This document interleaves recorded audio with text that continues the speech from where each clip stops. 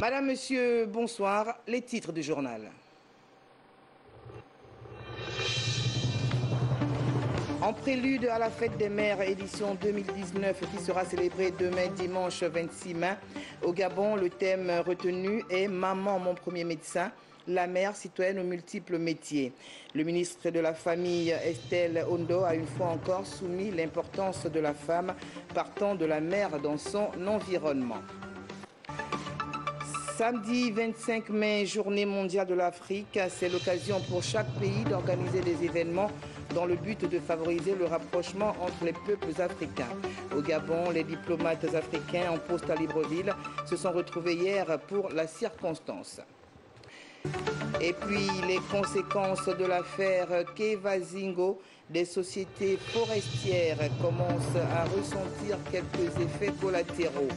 C'est le cas de Rougier Gabon, un des plus vieux exploitants forestiers dans notre pays, dont l'approvisionnement en grumes connaît une baisse considérable. Madame, Monsieur, bonsoir. Le président de la République, Ali Bongo Ondimba, recevra demain dimanche 26 mai son homologue du Sénégal, Macky Sall, pour une visite de travail et d'amitié. Les deux chefs d'État échangeront sur le renforcement de la coopération bilatérale et multisectorielle entre Dakar et Libreville qui entretiennent des relations d'amitié exemplaires. Macky Sall et Ali Bongo Ondimba devraient également faire un tour d'horizon sur les sujets d'intérêt commun liés entre autres aux questions de développement, de sécurité et de paix en Afrique. Célébration demain dans le monde de la fête des mères. À cette occasion, les enfants offrent des cadeaux à leur mère, des gâteaux, des fleurs ou des objets qu'ils ont confectionnés à l'école ou à la maison. Le thème retenu cette année par le ministère gabonais de la Famille, Maman, mon premier médecin, la mère citoyenne aux multiples métiers. Georges Kambila, Branly Timba, Le Point.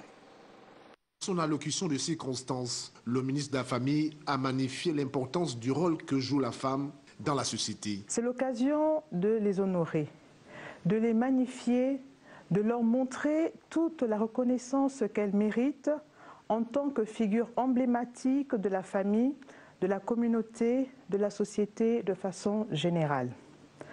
De nombreux rôles sont assignés aux mamans, qu'elles assument admirablement, dignement, dans les moments de joie comme dans ceux de peine. La femme et partant la mère demeure de manière irrévocable l'épicentre de toute action humaine. En effet, de tout temps, la femme, plus particulièrement la mère, a toujours joué un rôle multidimensionnel pour ses enfants, pour sa famille et pour la société. En tant que ministre en charge de la promotion de la femme, donc des mamans, et au nom du président de la République, chef de l'État, son Excellence Ali Bongo Ondimba, qui fait des droits des femmes une de ses priorités, plus particulièrement durant la période de la décennie de la femme et en application de la politique gouvernementale, je tiens à vous rassurer que le ministère dont j'ai la charge reste très attentif aux préoccupations des familles, des femmes et des mamans. Aujourd'hui, le gouvernement gabonais accorde une place de choix à la gente féminine dans toutes les sphères de l'univers professionnel. Dans le cadre justement des manifestations prévues demain au siège de la Croix-Rouge en face du consulat de France qui débuteront dès 11 h, il y aura entre autres à 14h30 une démonstration d'une séance de formation par les experts de la Croix-Rouge et le lundi 27 mai débuteront une formation de 150 femmes pendant 7 jours par vague de 20 femmes par groupe et une cérémonie de remise de parchemin sera organisée au terme des formations. Et puis à la fin de ce journal, vous suivrez l'intégralité de l'allocution du ministre de la Famille. Modernisation des infrastructures. Le président de la République, Ali Bongo Ondimba, a fait de la réhabilitation et de la rénovation du chemin de fer transgabonais son cheval de bataille. C'est justement pour répondre aux attentes du chef de l'État que le ministre des Transports a procédé ce matin à l'inauguration du nouveau simulateur de conduite des trains à la CETRAG. Audition au palais Léomba. Les directeurs généraux de la CNAMGS, de la CNSS et de l'ONE ont été auditionnés par la Commission de la Santé, de l'Éducation, des Affaires sociales et culturelles. Jules Daflor Odembe, Valérie Charles Poulongoy, reportage.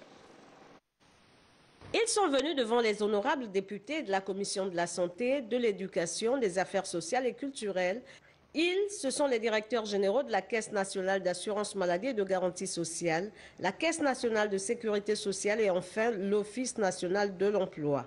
Renaud Alogoakwe, Dr Nicolas Sellé, Anse Ivala ont décliné les missions dévolues à leurs différentes structures, leur fonctionnement et surtout les difficultés qu'ils rencontrent au quotidien pour atteindre les objectifs fixés. Nous avons, on a établi ce document stratégique en 2018, il y avait 1 million d'assurés. Aujourd'hui, nous avons à peu près 1 million 3 d'assurés.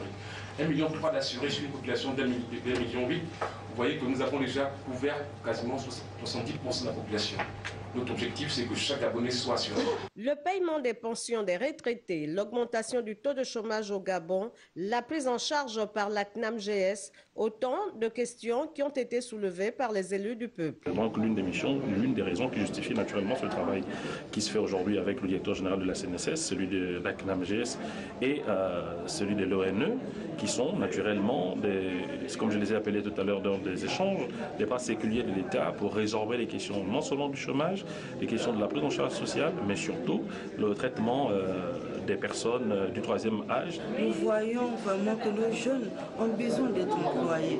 Pour éviter l'oisiveté de ces jeunes, il faudrait vraiment qu'ils soient intéressés. La représentation nationale recommande à la CNAM-GS, la CNSS et l'ONE de privilégier la solidarité nationale chère au président de la République.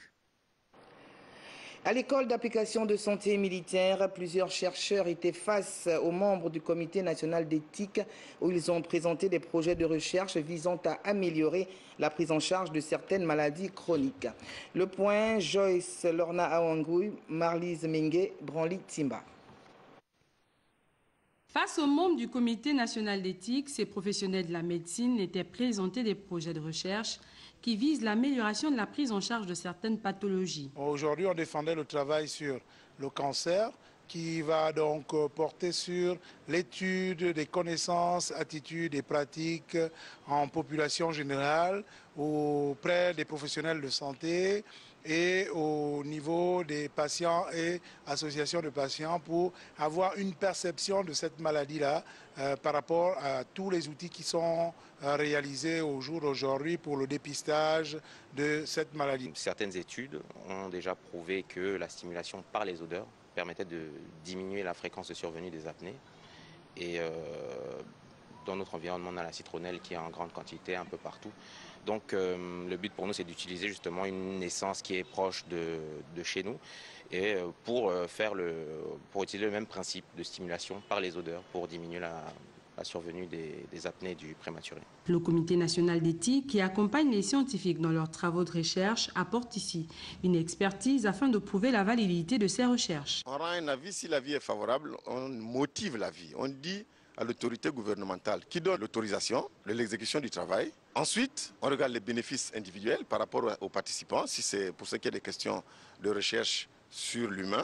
On regarde les bénéfices pour la société, société nationale, société internationale. On regarde si, sur le plan de la méthodologie, tout est bien respecté et que les budgets sont bien sûr acquis pour ne pas démarrer une recherche ensuite l'arrêter. On essaie de regarder aussi si cette recherche cadre avec la norme nationale et la norme internationale. Le comité national d'éthique est une instance de l'État à la base de la mise en place des lois.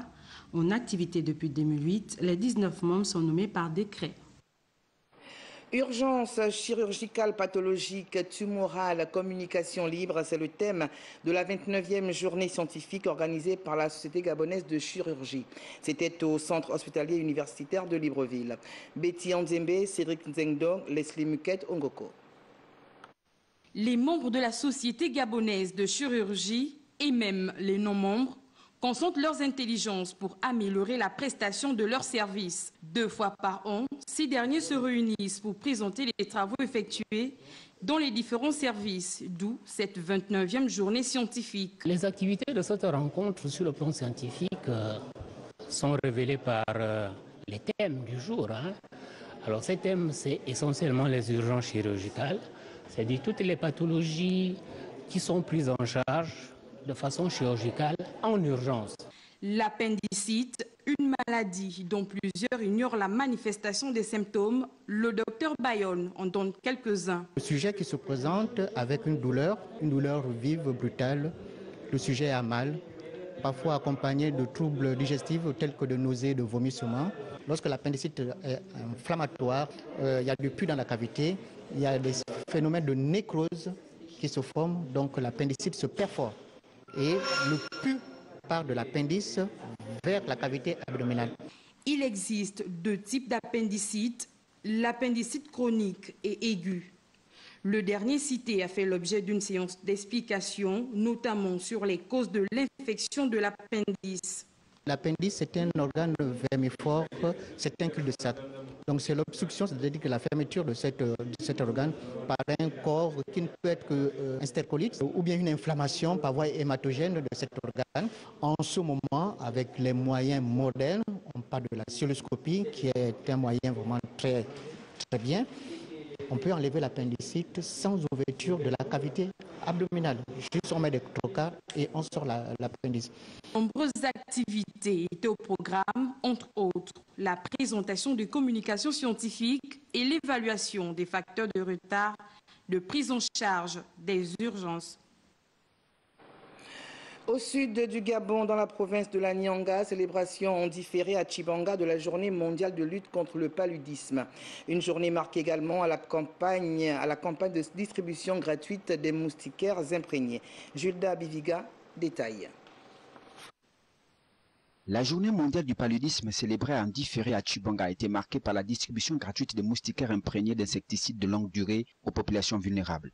Les festivités de cette journée mondiale dans notre région sanitaire sont couplées avec le lancement de la campagne de distribution gratuite de plus de 1000 moustiquaires imprégnés d'insecticides de longue durée aux populations vulnérables, offert par MCDI grâce à la politique économique et sociale mise en place par Monsieur le Président de la République, chef de l'État, son Excellence Ali Bongo Ondimba. Initiative de l'ONG MCDI, Medical Care Development International, grâce à la signature d'un protocole d'accord avec l'État gabonais via le ministère de la Santé. Nous avons entrepris des démarches avec le ministère de la Santé pour la signature d'un protocole d'accord afin de poser des actions dans la province. Et pour la survie des populations, le docteur Yannick Koulou Ondo était porteur d'un message de prévention. Il est primordial pour pouvoir lutter contre le paludisme et les moustiques qui sont les vecteurs de cette maladie, de pouvoir débroussailler autour de votre maison.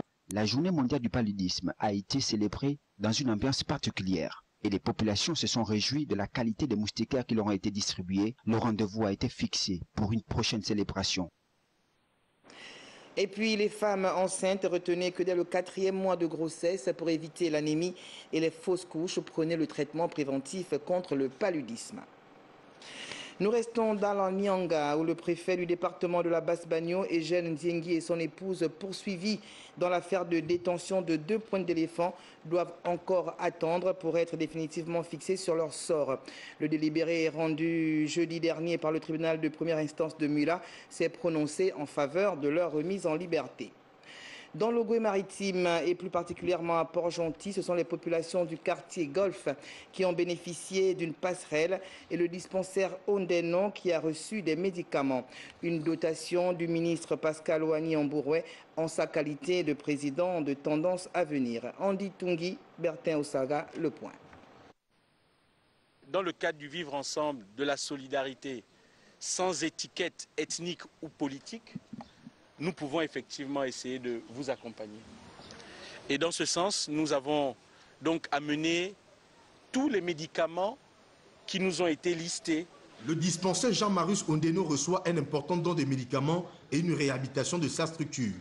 L'initiative suscite un ouf de soulagement pour les populations de cette circonscription en particulier et celle de l'île Mandi en général. On a encore cette envie de travail parce que, sans vous mentir, on n'en avait plus...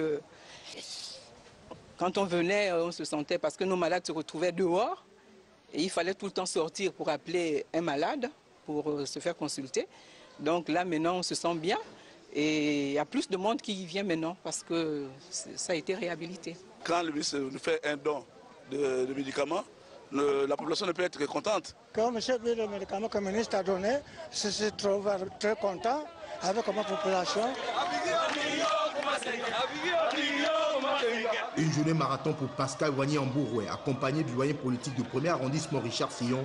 Accueilli avec des chants et danses du terroir, l'élu est venu livrer officiellement cette passerelle de 50 mètres, sans oublier les panneaux solaires. Je suis venu ici matérialiser une promesse du chef de l'État qui, lors de la campagne 2016, avait visité toute cette zone, notamment le Golfe, et avait promis aux populations de pouvoir améliorer ici leurs conditions de vie. Et aujourd'hui, ce pont est une réalité et je leur ai donc signifié que le président de la République a bien dit depuis 2009 qu'il ne sera heureux que quand les Gabonais seront heureux. C'est pourquoi je suis ici aujourd'hui. La visite des quartiers Massoukou, Canal Évasion et bien d'autres a constitué la fin de cette tournée sociale qui s'inscrit dans la vision du premier responsable du Parti démocratique gabonais. Célébration aujourd'hui de la Journée mondiale de l'Afrique. Cette journée est le jour de la commémoration annuelle de la fondation de l'Organisation de l'Unité africaine le 25 mai 1963. Elle est célébrée en Afrique et dans le reste du monde. Au Gabon, la journée a été célébrée hier par le groupe africain du corps diplomatique accrédité dans notre pays. Messagérien Ngo Obama, Pierre Claver est là, Rodolphe et Yelenvé. La 56e édition de la Journée internationale de l'Afrique, célébrée au Gabon par l'ensemble du corps diplomatique accrédité, permet aux diplomates africains de mettre en exergue les grands axes stratégiques pour le développement intégré du continent.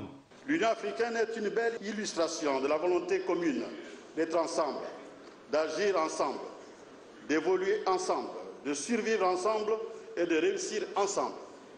En commémorant la Journée mondiale de l'Afrique, nous restons attachés à l'idéal des pères fondateurs de l'Union africaine qui ont affirmé à la face du monde qu'ils le revendiquaient pour le continent une Afrique solidaire, prospère et pacifique, dirigée par ses propres citoyens représentant une force dynamique sur la scène internationale. Avec un accent particulier sur les difficultés auxquelles font face les peuples africains, notamment en matière de conflits, d'éclosion économique et bien d'autres.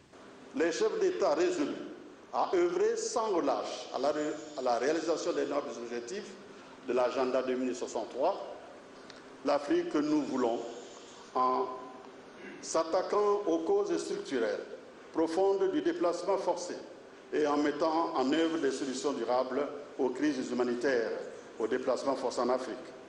Un enjeu majeur dont le pays hôte tire son épingle du jeu, non seulement grâce à sa stabilité politico-socio-économique constante, mais également sa participation efficiente aux différentes réflexions internationales pour l'Afrique. Quelques brèves africaines à présent. Nous allons d'abord en Algérie. La police a arrêté dans la matinée des dizaines de personnes près de la grande poste à Alger, point de rassemblement du 14e vendredi de manifestation pour réclamer le départ des figures au pouvoir et l'annulation de la présidentielle prévue le 4 juillet prochain. Au Sénégal, on parle de l'organisation à partir du 28 mai d'un dialogue national, majorité opposition société civile, pour discuter des sujets liés notamment aux élections. Au Burkina Faso, c'est un agent des eaux et forêts qui a été tué jeudi soir au cours d'une embuscade contre une patrouille dans une réserve à l'est du Burkina Faso, en proie à des attaques djihadistes récurrentes. Et puis en RDC, l'ex-porte-parole de Kabila dépose plainte dans une affaire de faux diamants. En effet, Lambert Mende a annoncé qu'il portait plainte contre l'actuel ministre de l'Intérieur, Basile Olongo, après sa brève arrestation dimanche dernier pour recel d'un diamant qui n'en serait pas un. Retour au Gabon. Le 20 mai dernier a été célébrée la Journée mondiale de la métrologie qui commémore la signature de la Convention du mètre à l'uniformité de la mesure par les représentants de 17 pays. Le point.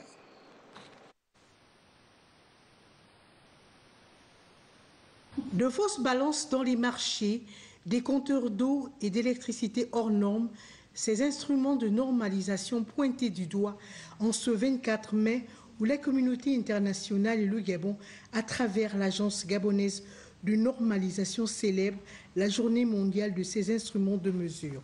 Quel est le rôle de la métrologie? La métrologie pour la définir de manière simple pour nos téléspectateurs, c'est la science de la mesure. C'est la discipline qui consiste à vérifier que tout instrument de mesure, de pesage ou de levage est conforme avant d'être utilisé. Pourquoi? Parce qu'un instrument mal calibré, mal étalonné, mal fabriqué, on va dire tout simplement, peut être dangereux. Pour attirer l'attention des publics cibles sur l'impact de ces instruments au quotidien, les experts de l'AGANOR ont tenu à donner toutes les explications sur les infractions pouvant conduire au contentieux entre les opérateurs économiques et les consommateurs. Pour élaborer une norme, il faut réunir 4 collèges. Le premier collège, ce sont les représentants de toutes les administrations concernées par la thématique qu'on veut normaliser. Le deuxième collège, ce sont les représentants du secteur privé concerné. Ça veut dire que vous pouvez demander à la maison d'élaborer une norme. On va réunir l'administration, on va réunir les associations représentant les professionnels concernés. À l'issue de ces moments de réflexion, des recommandations ont été adoptées afin de mesurer les différents champs d'application de la métrologie légale. Baoulé. Le trafic des chaînes de télévision du groupe français Canal Plus Afrique a été débattu à la HAC, à la Haute Autorité de la Communication, entre le président de la HAC et le directeur général de Canal Plus Afrique. Le point, Eric Hervé Molé-Molé. Fil conducteur de cet entretien entre la Haute Autorité de la Communication et le directeur Afrique de Canal Plus, groupe audiovisuel français à péage, l'examen de certains points de la convention qui lie les deux entités, principalement celui relatif à la lutte contre le piratage. On a une convention depuis très longtemps avec l'autorité de régulation. On est un partenaire historique, je dirais. Donc on a eu aujourd'hui une discussion franche, complète sur les évolutions du secteur. L'autorité de régulation, c'est le gendarme du secteur. Et comme sur la route, le rôle du gendarme, c'est de signaler les infractions et de mettre fin aux infractions. Donc ce qu'on attend de l'autorité de régulation, qui agit comme gendarme du secteur, c'est de remplir pleinement ce rôle. Ce n'est pas toujours évident. Il faut parfois que les choses évoluent, les mentalités évoluent. Et ce qu'on constate, c'est que plus on avance, plus la lutte contre le piratage est vigoureuse et efficace. Avec son hôte, l'autorité de régulation a par ailleurs exploré l'opportunité d'un partenariat dans le cadre de la migration de l'analogique vers le numérique. Concernant la migration de la TNT, de l'analogique vers le numérique, on sera ravis d'accueillir sur le bouquet Canal les projets de chaîne qui apparemment sont en vigueur dans le cadre de cette migration. Et puis surtout, on couvre 100% du territoire avec notre satellite. Donc les foyers gabonais peuvent être rassurés, où qu'ils soient dans le pays, on fera en sorte qu'ils puissent recevoir leur chaîne nationale. À ce jour, le groupe Canal+ est présent dans 23 pays du continent africain. Tourisme domestique, l'Agatour lance la promo vacances. L'agence gabonaise de tourisme et de l'hôtellerie a procédé hier au lancement de la première édition d'un projet qu'elle nourrissait depuis quelques mois. L'objectif de promo vacances est de susciter l'intérêt des Gabonais pour le tourisme au niveau local tout en le démystifiant. D'autre part, les travaux préparatoires aux journées du tourisme qui auront lieu au mois de juin prochain se sont achevés. 3 jours durant, les experts ont réfléchi sur plusieurs thématiques afin de redynamiser ce secteur. Patricia Lidimolé, Arnaud Mengue. Ce rendez-vous du donner et du recevoir a permis aux administrations impliquées dans le tourisme, les partenaires au développement et les opérateurs touristiques de poser les jalons d'un tourisme plus dynamique à travers la mise en place d'une stratégie nationale, outil essentiel de développement et de promotion du domaine. Les échanges dans les différents ateliers ont abouti sur une panoplie de recommandations, parmi lesquelles l'élaboration d'une politique nationale en matière de zones d'intérêt touristique en collaboration avec les administrations concernées, la mobilisation par l'État des moyens financiers via des bailleurs de fonds, l'encouragement des financements innovants, mécénat, marché boursier, financement participatif. Malgré ses faiblesses, le tourisme au Gabon représente une importante activité économique et ce, à travers la diversité de la richesse de son patrimoine culturel et de sa multitude de paysages. L'implication et la volonté de tous permet de mieux cerner ce secteur. Des recommandations qui prennent en compte la problématique du secteur tourisme. Je vous prends par exemple le cas du dialogue public-privé sollicité donc par les opérateurs économiques. C'est une recommandation pertinente effectivement d'avoir un dialogue public-privé spécifiquement consacré au tourisme parce que vous savez l'industrie touristique intègre plusieurs paramètres et donc c'est toujours opportun que l'administration publique et les opérateurs économiques privés donc se retrouvent pour pouvoir discuter des questions qui les concernent pour faire évoluer le débat. L'industrie touristique constitue donc un atout majeur pour le développement économique du Gabon. Avec des infrastructures de sûreté et de sécurité, le pays disposera d'un bon point de départ à condition que ce marché en plein essor soit accompagné. Nommé par décret en date du 13 mai 2019, le président et les membres de la Commission nationale de lutte contre l'enrichissement illicite ont officiellement pris leurs fonctions hier. C'est ce que nous reportent Arnaud Mbaye Bekung, Francis Ngomo et Glenn Osono Moulungi. Je jure de servir l'État avec fidélité. Je le jure. De remplir avec probité les fonctions qui me sont confiées. Je le jure. Je le jure. C'est par cette formule consacrée que les membres de la 4e mandature de la Commission nationale de lutte contre l'enrichissement illicite ont prêté serment devant la Cour de cassation. Un exercice de légalité qui a permis à l'institution de rappeler aux assermentés la tâche qui est désormais la leur. Permettez-moi également d'appeler votre attention sur ce qui suit. Sécuriser et rendre opérationnelles les ambitions qui habitent les pouvoirs publics de notre pays, afin que le Gabon mérite toujours mieux le qualificatif d'état de droit. Au siège de la dite commission pour la passation des charges, le président sortant, Odunga Wassi, tout en reconnaissant que beaucoup reste à faire, a exhorté son successeur à œuvrer pour l'intérêt de l'État, une responsabilité qu'il mesure. Je mesure avec grandeur les attentes des plus hautes autorités. Conscient des défis qui nous interpellent, notre action va s'inscrire plus que jamais sur le chemin de la bonne gouvernance. Le ministre des Relations avec les institutions constitutionnelles a quant à lui instruit les attentes du gouvernement au promu. La volonté des plus hautes autorités de la République, en tête desquelles Monsieur le Président de la République, chef de l'État, Son Excellence Ali Bongo Ondimba, et Monsieur le Premier ministre, chef du gouvernement, Monsieur Julien Nkogé-Bekale, de faire de la Commission un pôle d'excellence en matière de lutte contre l'enrichissement illicite. Il revient à ses agents publics d'affirmer avec fermeté et détermination le principe de la fin de l'impunité de l'enrichissement illicite, une gangrène au sein de l'administration, laquelle constitue un frein au développement économique du pays. Les conséquences de l'affaire Kevazingo, des sociétés forestières commencent à ressentir quelques effets collatéraux. Le cas de Rougier Gabon, un des plus vieux exploitants forestiers dont l'approvisionnement en grumes connaît une baisse considérable. Templa et Banabeselo, Thierry Mondaka. L'affaire Kevazingo continue de faire des remous, des dommages collatéraux sont déjà visibles. Rougier Gabon, exploitant forestier, se plaint déjà de son approvisionnement en grumes. Ils ont tenu un point de presse ce matin pour essayer d'interpeller l'État sur la question. Depuis l'annonce officielle du gouvernement sur le détournement des 353 conteneurs du Kevazingo, les administrations des eaux et forêts et des douanes sont au point mort.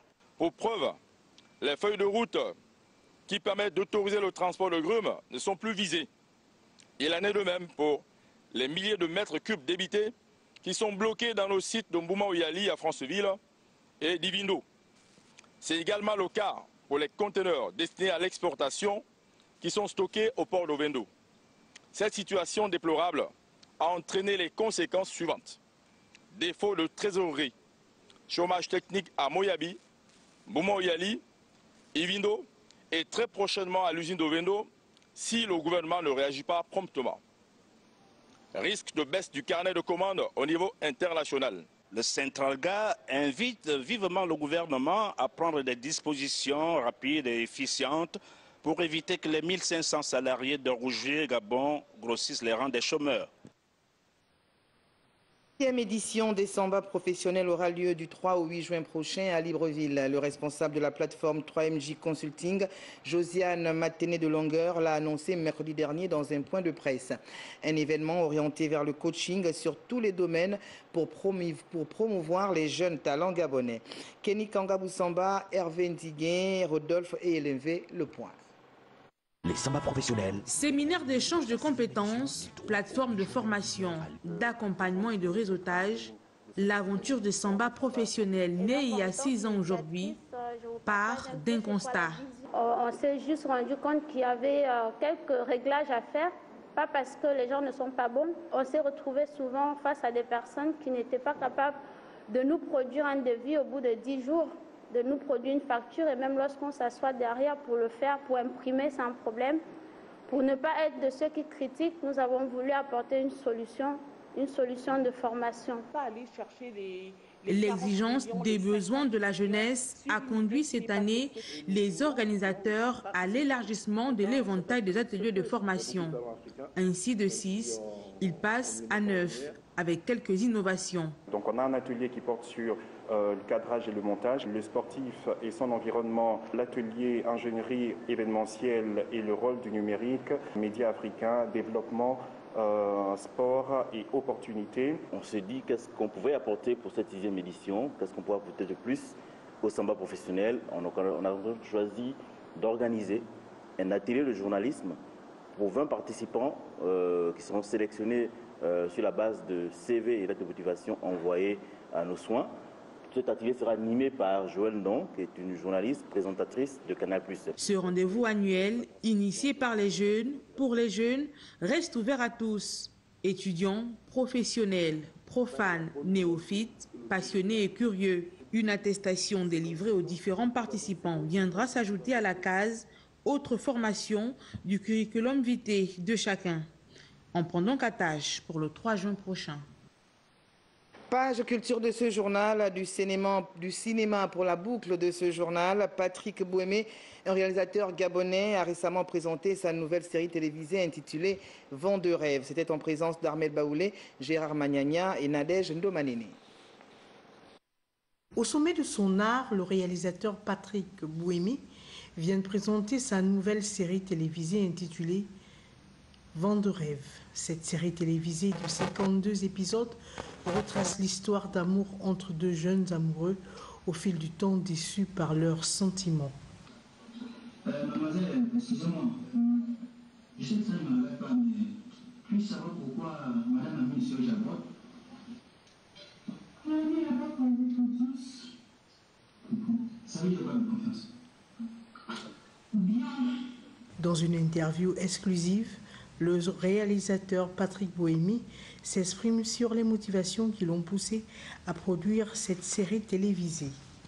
Cette unième série, qui est mon tout nouveau bébé, c'était un projet que le ministère de la Communication a validé. Nous l'avions fait seul avec nos moyens de bord. Nous sommes à 30 épisodes tournés aujourd'hui, mais moi je souhaite, et c'est même un appel que je lance au ministère de la Communication, puisque c'est le ministère de la Communication qui a lancé cette commande à mon endroit et à ma maison de production. Nous sommes en train, je disais que le ministère de la Communication vienne maintenant m'aider pour au moins finaliser la série télévisée Vent de rêve. Parce qu'on en a 30 tournées, comme je dis, il m'en faut au moins une vingtaine. Vent de rêve, une série télévisée à l'eau de rose qui sera bientôt sur le petit écran. On croise les doigts cette saison.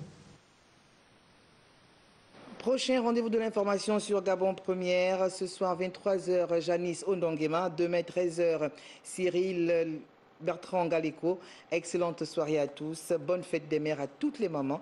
Et à demain, 20h. Bonsoir.